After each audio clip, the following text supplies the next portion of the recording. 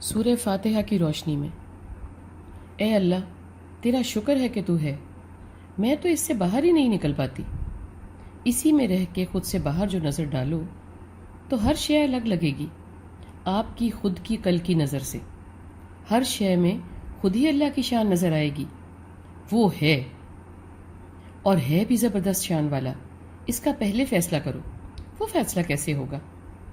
آپ کو خود ہی فیصلہ کرنا ہوگا کہ اگر کسی کو بتانا ہو کہ آپ کی زندگی میں ان کا کیا درجہ یا مقام ہے تو کیسے کرو گے؟ اس کے رنگ میں رنگ جانے کی کوشش کرو گے نا؟ یہ بات ہو رہی ہے دنیا میں میرے محبوب کی۔ دنیاوی محبوب کے سامنے اس کے طریقے سے ہم بات کرتے ہیں، بلکہ اس کے رنگ میں ہی رنگ جاتے ہیں۔ کس قدر کا دھیان ہے عارضی محبوب کا۔ یہ ہے دنیا میں میرا محبوب، میں بھی عارضی، دنیا بھی، میرا محبوب بھی۔ اور جب محبوب ہو دنیا کا مالک، محبوبوں کا محبوب، مالکوں کا مالک، خالقوں کا خالق، آپ کے جان مال کا، آخرت کا، اعمال کا، اس کے ساتھ میرا دل و دماغ، دھیان، رنگ کیسا ہونا چاہیے؟ الگ ہی ہونا چاہیے نا؟ معلوم کرو کہ الگ ہونا، الگ رنگ اختیار کرنا کیا ہے۔ وہ ہے اس بات کا شکر کہ وہ ہے اور ایک ہی ہے، تو اس کا 1000 بار شکر۔ تو پالنے والا ہے سب دنیاؤں کا، آسمانوں کا، زمینوں کا، سمندروں کا۔ اس بات کا شکر ہے کہ تو ہے اتنا رحمان کہ میں کیا کیا گنوں، تو اتنا رحیم ہے کہ میں کیا کیا بتاؤں۔ میری چھوٹی سی عارضی زندگی میں اتنی نافرمانیاں اور تیری اتنی ساری رحمتیں، میں کیسے انکار کروں؟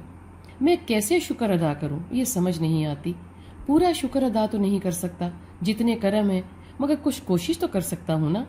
اللہ کی راہ میں تو کوشش آسان ہے۔ اس نے عبادت، اطاعت، شکر، استغفار سب کلمات خود ہی بتا رکھے ہیں۔ اچھا سا نرم سا دل بھی دے رکھا ہے، بس اس کو اسی طریقے پہ استعمال کرنا سیکھنا ہے جیسے کہ چاہا گیا ہے۔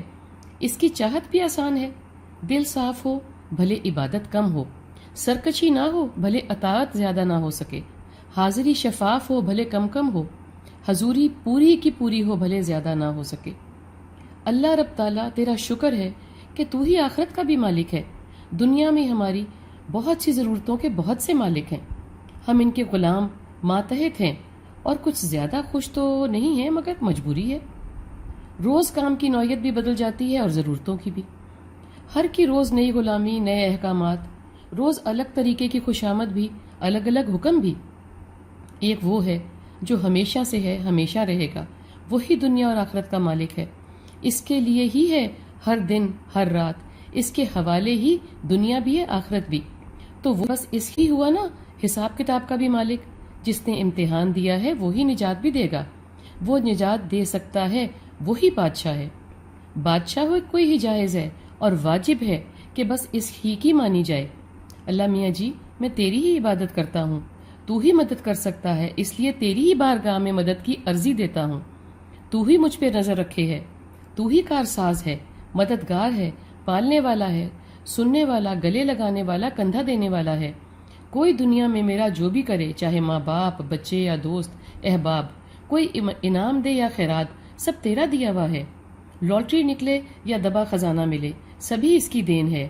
وہی نظام چلا رہا ہے، وہی خدا ہے جس سے مدد کے لیے رجوع کرنا ہے، اور ہدایت کے لیے بھی۔ ہدایت کی دعا کا کیا مطلب ہے؟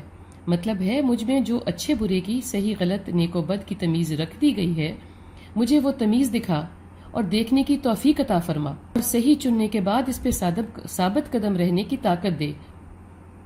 ہر کام کی طاقت تو نے دی ہے، میں اس طاقت کا جائز استعمال کر پاؤں۔ مجھے اس طاقت کو جاننے، ماننے اور عمل کرنے کی سمجھ دے۔ میں تاریخ بھی جانتا ہوں، خود کا کردار بھی۔ کبھی تو عقل ہی کام نہیں کرتی، کبھی میں خود ہی بیکار ہو جاتا ہوں، کبھی کسی کی شبیہ لگتا ہوں، کبھی کسی کی مورت۔ مجھے معاف فرما، بس اپنی امان میں رکھ، نہ ادھر جاؤں نہ ادھر، بس ناک کی سید میں تیری طرف ہوں اور تیرے پاس آ جاؤں۔ آمین۔